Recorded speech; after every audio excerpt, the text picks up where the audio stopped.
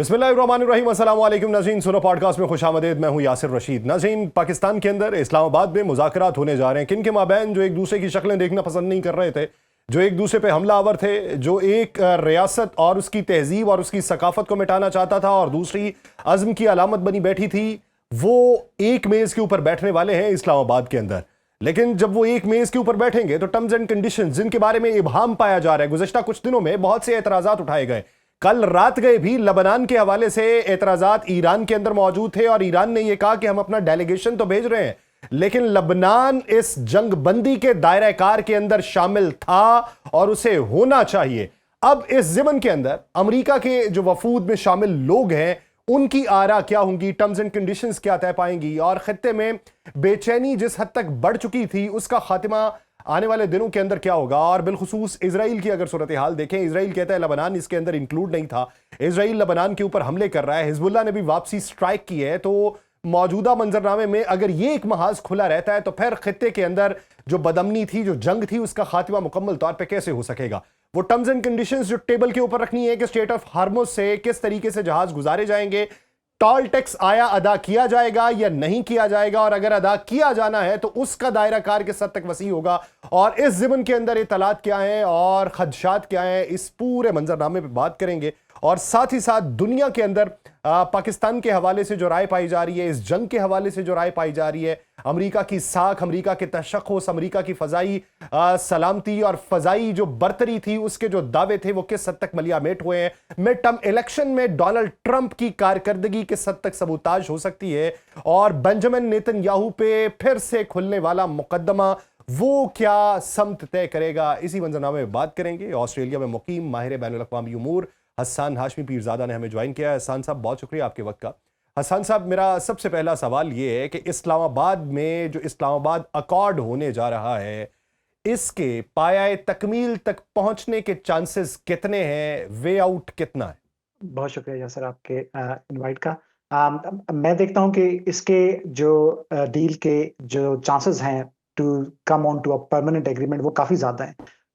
उसकी रीजनिंग जिस हिसाब से मैं इसको एनालाइज करता हूँ ये है कि एक इंटरम एग्रीमेंट और एक जो प्रॉपर एग्रीमेंट है बैक इन 2013 जब स्टार्ट हुआ, joint comprehensive plan of action, जो कि बाद में जाके ईरान न्यूक्लियर डील बना, उसके अंदर बहुत सारी चीजों के ऊपर दोनों ममालिक की एग्रीमेंट मौजूद है।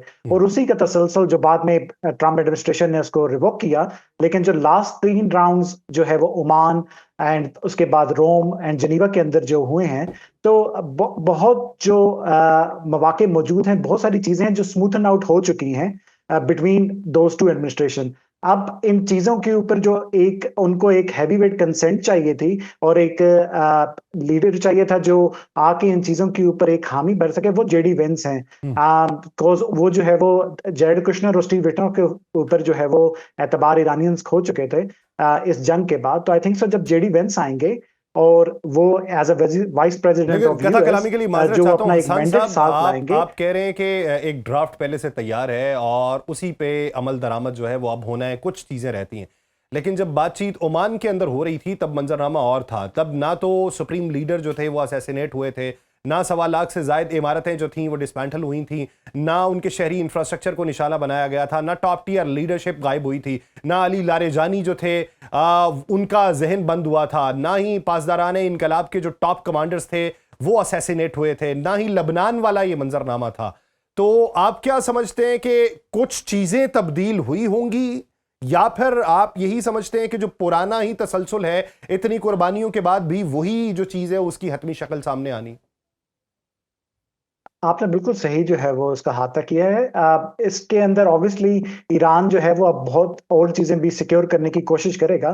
जो ईरान ने वापस अपने 10 पॉइंटर भेजे हैं उसके अंदर, जिसमें जैसे आपने पहले अपने इंट्रो में जिक्र किया, स्टेट ऑफ हॉर्मुज के जो लेवरेज है वो बरकरार अपने रखने का। और आई थिंक सो जो सबसे मेन ईरान रखना चाहेगा वो अपना स्टिल न्यूक्लियर एनरिचमेंट जो प्रोग्राम है उसको किसी हद तक जो है वो जो परसेंटेज लास्ट टाइम डिसाइड हुई थी 3.67 से, उससे ऊपर 5 या 10% के ऊपर जो है वो उसको लेके जाने के ऊपर इस मुआहदे में आएगा। ऑब्वियसली ईरान का बहुत ज्यादा नुकसान हुआ है इसके अंदर। ईरान के सुप्रीम लीडर जो है वो शहीद हुए हैं और ईरान की जो टियर 1 क़यादत है वो इसमें शहीद हुई है।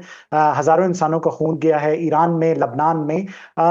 बट आई थिंक सो जो जब अब ये जो जंग उस तनाज़े से निकल के जब मीडिएशन वाले उसमें आ चुकी है, तो वहां पे जो है वो गिव एंड टेक इन्हीं 10 पॉइंट्स में होगा, जहां पे ईरान किसी चीज के ऊपर बैकआउट करेगा और किसी चीज पे यूएस बैकआउट करेगा और जाके एक जो है वो जामिया मुआहदा तरतीब देगा। इसके साथ साथ मैं जो छोटी सी चीज और देखता हूँ यासिर, वो ये देखता हूँ कि जो ये इंटरिम एग्रीमेंट होगा, जिसको मैं देखता हूँ, मैं नहीं देखता कि एक परमानेंट एग्रीमेंट होने जा रहा है। एक इंटरिम एग्रीमेंट होगा जो इस सीज फायर को और बढ़ाएगा और जिसके अंदर कुछ चीजों के ऊपर जो है वो वर्क अराउंड स्टार्ट होगा और बाद में जाके जो परमानेंट एक जो स्ट्रक्चर है वो डेवलप होगा। बिकॉज ये चीजें ऐसी हैं जिनके ऊपर आई डोंट थिंक सो कि जो है वो 3 दिनों के अंदर या 4 दिनों के अंदर दोनों पार्टीज किसी एक नतीजे के ऊपर पहुंच सकती हैं। लास्ट टाइम जब जॉन कैरी गए और जवाद जरीफ जो है वो फॉरेन मिनिस्टर थे, दोनों को 16-17 दिन लगे किसी एक प्रॉपर मुआहदे के ऊपर आने में, जब वियना में यह मुआहदा साइन हुआ था।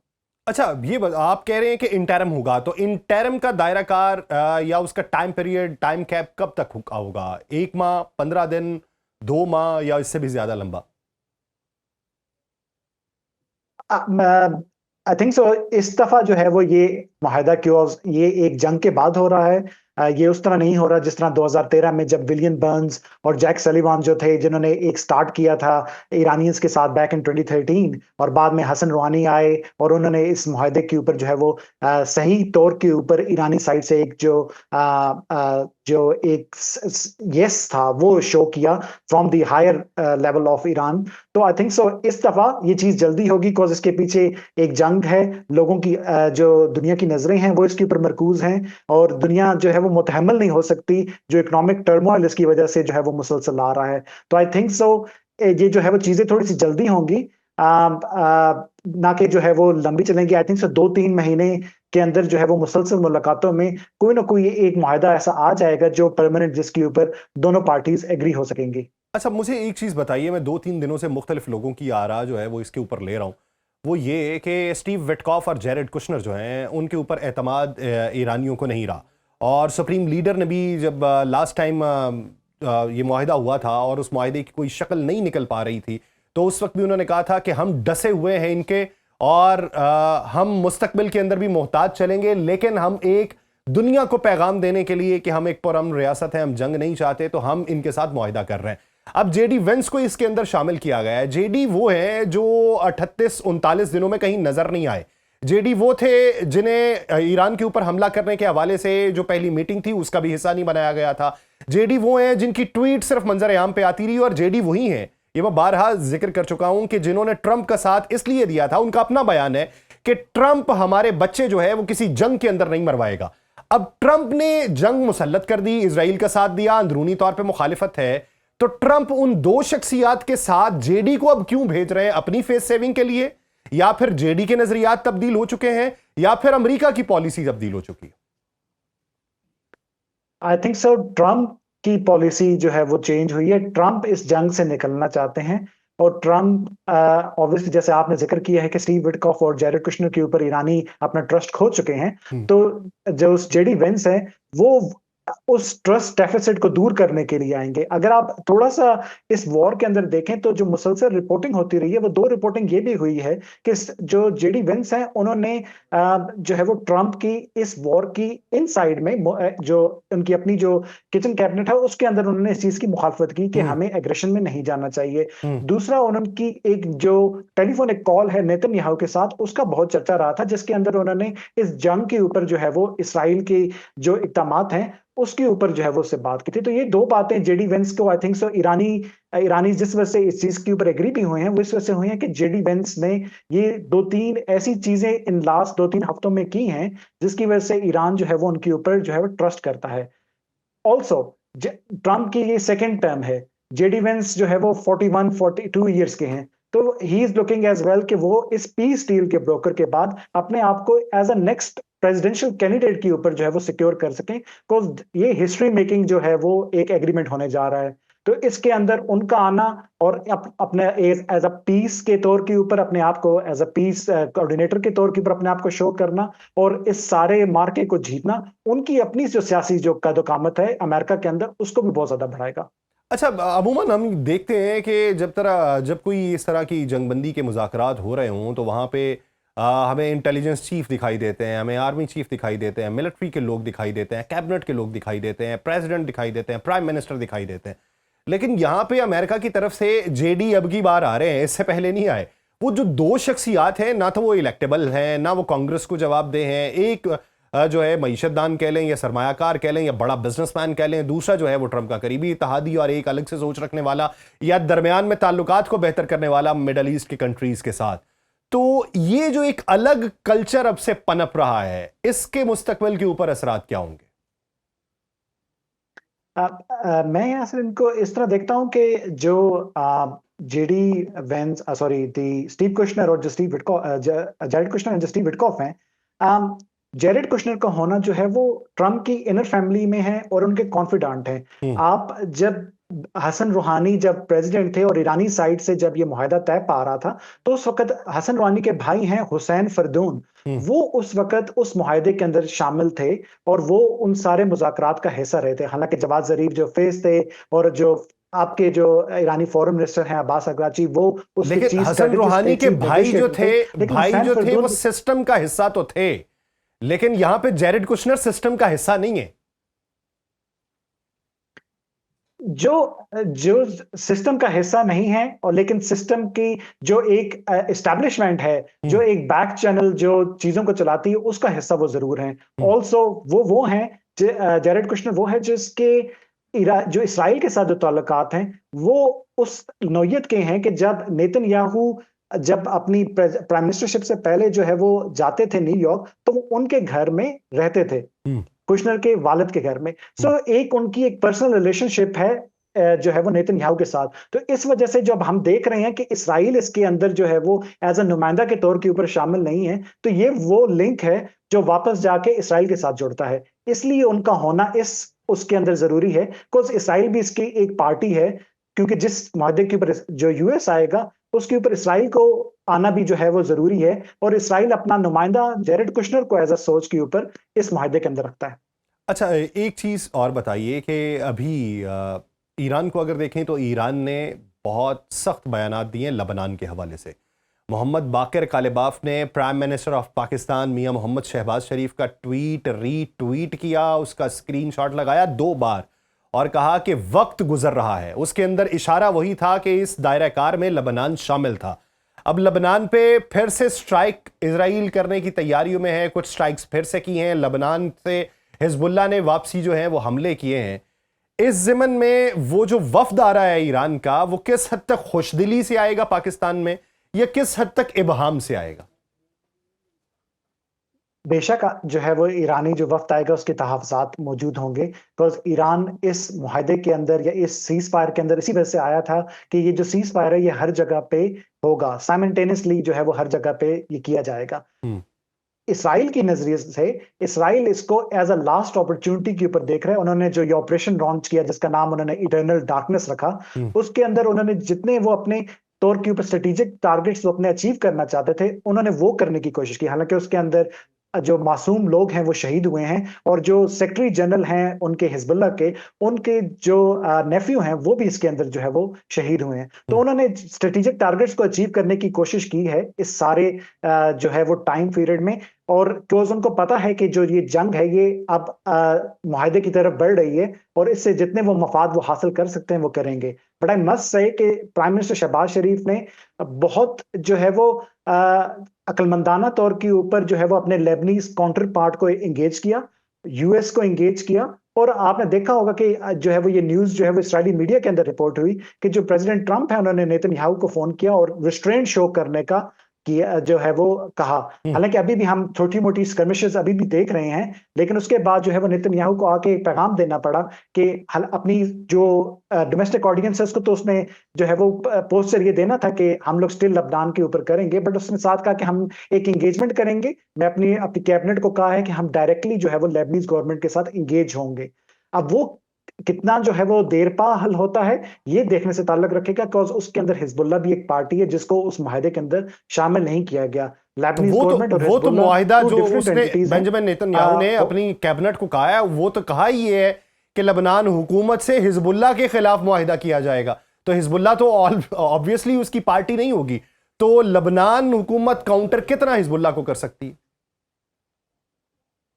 लबनान हुकूमत जो है वो हिजबुल्लाह को काउंटर नहीं कर सकती। हिजबुल्लाह जो है वो पॉलिटिकल जो उनका फैब्रिक है लबनान के अंदर, उसके अंदर शामिल है, और जो उनका डिफेंस फैब्रिक है उसके अंदर शामिल है। इसराइली एक सोच है लतानी रिवर से के हद तक जो है वो जाने की, और वहां पे अपना जो है वो बॉर्डर को रखने की, जो यूएन पीस कीपिंग मिशन है उसको हटाने की। तो इसराइली सोच अपनी उस हिसाब से आगे बढ़ रही है, वो अपने उस बॉर्डर को जो है वो सिक्योर करना चाहते हैं। अगर हम हिस्ट्री में भी देखें तो जो 82 से लेके 2000 तक इसराइलीज वर इनसाइड लेबनान, और जो है वो बिल्कुल बैरूत के पास तक आके जो है वो उन्होंने अपना जो है वो कब्जा किया रखा था। तो जो इसराइली हैं उनकी सोच स्टिल ऑब्वियसली जो वही है कि अपने नॉर्दर्न बॉर्डर उसको सिक्योर करने के लिए जिस हद तक वो लेबनान के अंदर जा सकते हैं वो जाएं और उस एरिया को वो कब्जा करें। अब लेबनीज गवर्नमेंट के ऊपर ये होगा कि वो किस तरीके से हिजबुल्लाह को इस मुज़ाकरात के अंदर लेके आएंगे, एंड आई थिंक सो इसके अंदर भी ईरान बहुत अहम रोल प्ले करेगा कि जब यहाँ पे मुज़ाकरात ठीक होंगे, यहाँ पे एक मुआहिदा होगा और ईरान जो है वो वापस उस फैब्रिक में आएगा, इंटरनेशनल फैब्रिक में, तो ईरान जो है वो हिजबुल्लाह के जो है वो उस मुआहिदे में ला सकता है और सारी दुनिया में हर तरह से पीस जो है वो हो सकता है। अच्छा, एक चीज़ ये बताएं कि अभी सूरत हाल में जब मेज़ के ऊपर बैठेंगे, जो कुछ बयानात होते हैं वो तो बयानात जज्बातीपन में भी दिए जाते हैं, कुछ मसलहतन भी दिए जाते हैं, कुछ पॉलिटिकल स्टेटमेंट्स भी होती हैं। लेकिन जब मेज़ के ऊपर बैठना है तो एक बैलेंस शीट तो रखी जाती है जिसमें लेजर्स देखे जाते हैं, किसका कितना नुकसान हुआ, किसने कितना फ़ायदा उठाया, किसके लिए क्या परेशानी थी, किसके लिए क्या आसानी थी। वो जो बैलेंस शीट रखी जानी है उसमें दोनों अतराफ के अगर नुकसान देखे जाएं तो आप क्या समझते हैं कि ईरान का कितना नुकसान है, अमेरिका का कितना नुकसान है, बहरी नुकसान कितना है, फजाई नुकसान कितना है, दिफाई नुकसान कितना है, शख्सियाती कितना है, साख का कितना है, या इदारा जाती कितना है, या मुस्तकबिल का कितना है, या माशी कितना है? अब ये जो लेजर्स हैं इसमें अपर हैंड किसका दिखाई देता है, और इसमें टेबल के ऊपर जो टर्म्स एंड कंडीशंस हैं, ये जो टीओआरस हैं, वो किस हद तक तब्दील होते हुए दिखाई देते हैं, उसमें कितना कुशन होगा? I think so, no doubt जो ईरानियन हैंड है वो इसके अंदर आपको ऊपर नजर आएगा, फॉर द रीजन ऑफ कि ईरान एक अपने से 100 गुना बड़ी ताकत के साथ जो उसने वो जंग की है, और ईरान ने बड़े जो है वो स्ट्रेटेजिक लिहाज से इस वॉरफेयर को जो है वो इंजाम दिया है। उन्होंने हॉरिजॉन्टल वॉरफेयर की है, उन्होंने इकोनॉमिकल वॉरफेयर की है, स्टेट ऑफ हॉर्मुज को चोक करके पूरी दुनिया को एक जो इकोनॉमिक टर्मोइल जो आया है, हर दुनिया की मुल्क छोटे से बड़े को इस चीज का असर हुआ है, और उसी वजह से ये जो ये वॉर है ये एम्पलीफाई हुई है, और तभी हम इस जो है वो इन मुआहिदों की तरफ जो है वो आज जा रहे हैं।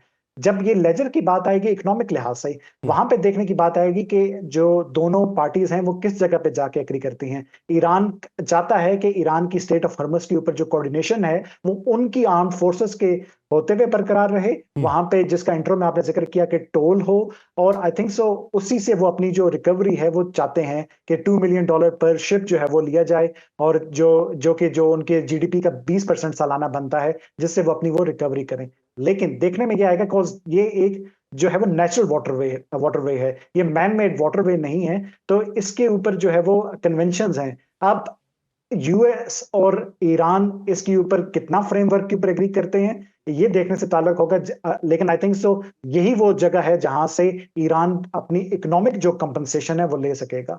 जो उसकी दिफाई कंपनसेशन है या दिफाई जो पोस्टर है, सॉरी, वो तो दुनिया देख चुकी है कि ईरान ने बहुत अच्छे तरीके से इस जंग को अंजाम दिया है, और ईरान अपने मिसाइल सिस्टम्स के जो मिसाइल प्रोग्राम है उसके ऊपर भी समझौता नहीं करेगा। आई थिंक सो जो गिव एंड टेक होगा वो यूरेनियम एनरिचमेंट की ऊपर ही होगा, जो पहले भी 2015 में हो चुका है।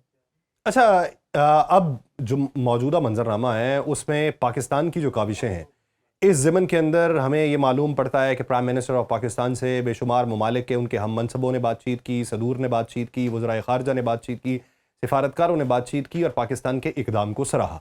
बैनुल अक़वामी सतह के ऊपर पाकिस्तान के किरदार को लेके क्या बातें हो रही हैं और मुस्तकबिल के बारे में पेशीन गोई क्या?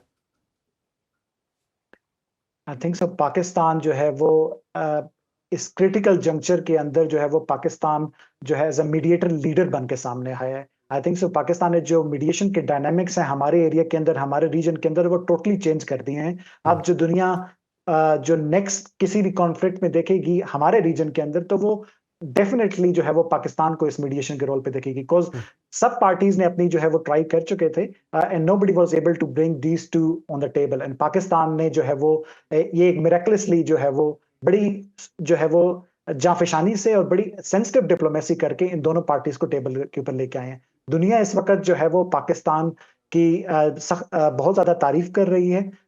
जो भी दुनिया के फॉरेन मिनिस्टर्स हैं और जो सदूर हैं, प्राइम मिनिस्टर हैं, हर तरफ से जो है वो तारीफी स्टेटमेंट्स जो है वो जारी हुई हैं। और हर कोई जो है वो पाकिस्तान के किरदार को सहारा है। उसकी रीजनिंग ये है कि हर मुल्क इससे जो है वो इकोनॉमिकली अफेक्टेड है, और वो हर मुल्क ये चाहता है कि जल्द अज जल्द ये जंग एक इंजाम के ऊपर पहुंचे, दुनिया में फिर से सुकून हो, और जो इकोनॉमिक एक टर्मोइल बना हुआ है वो दोबारा से जो है वो काम डाउन हो, और थिंग्स जो है वो बिजनेस एज यूजुअल वापस आए।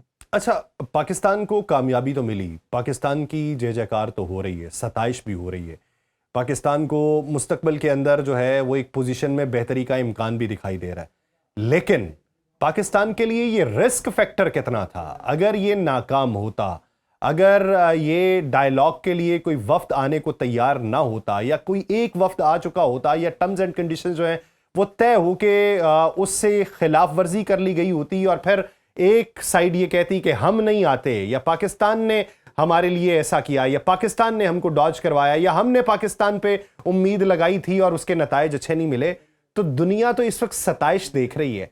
दुनिया को यह बताना है कि हमने कितना रिस्क उठा के इस मंजरनामे के ऊपर आना जो है वो देखा है। तो अभी मौजूदा सूरत हाल में आप क्या समझते हैं कि वो रिस्क फैक्टर क्या था?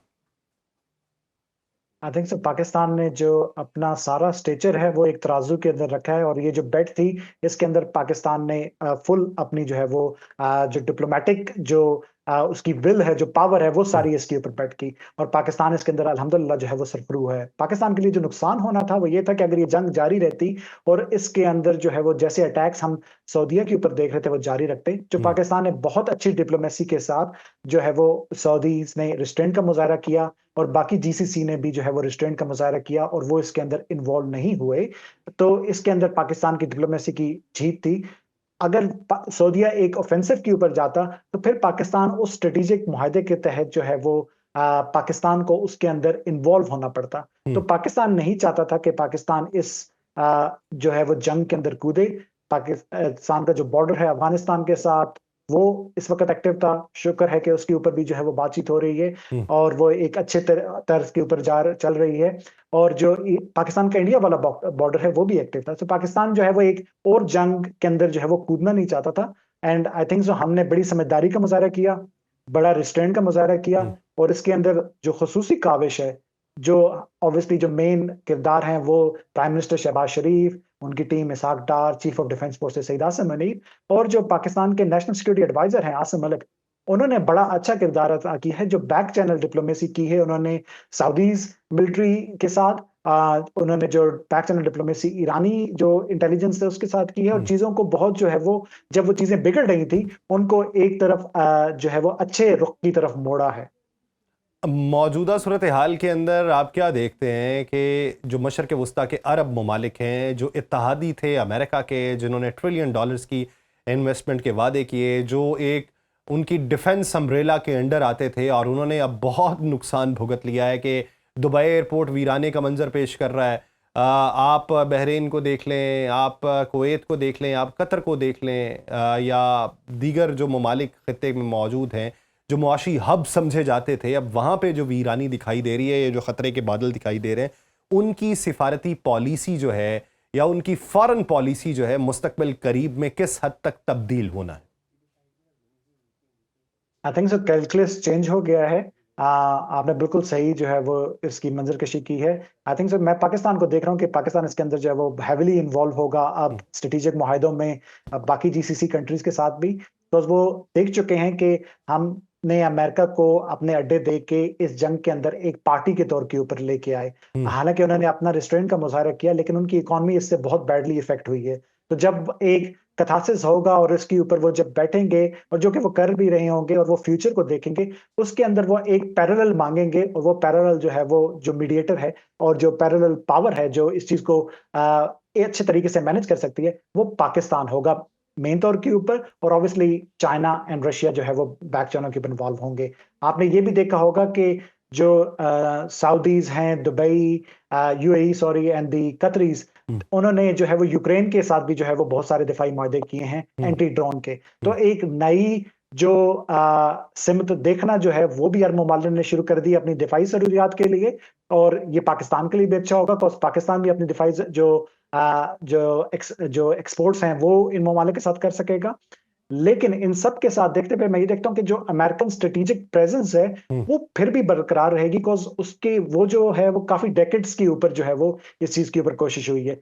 जो पॉइंट ऑफ इन सारे मुआहदों के अंदर ईरान की तरफ से ये भी था कि अमेरिका इन बेसिस को छोड़ के वापस चले जाए। आई थिंक सो उसके ऊपर जो है वो अमेरिका एग्री नहीं होगा, बिकॉज़ अमेरिका इस खत्ते के अंदर अपनी जो प्रेजेंस है वो बरकरार रखना चाहता है। अच्छा, और अगर मौजूदगी यहां प्रेसिडेंट से तो ट्रंप वो ने खत्म इसके ऊपर नहीं एग्री करना किया चाहता, तो लेकिन डोनाल्ड ट्रंप का हमने एक बयान सुना जिसके अंदर उन्होंने ये कहा कि नेटो में शामिल ममालिक को अमेरिका का साथ ना देने पर सजा दी जाएगी।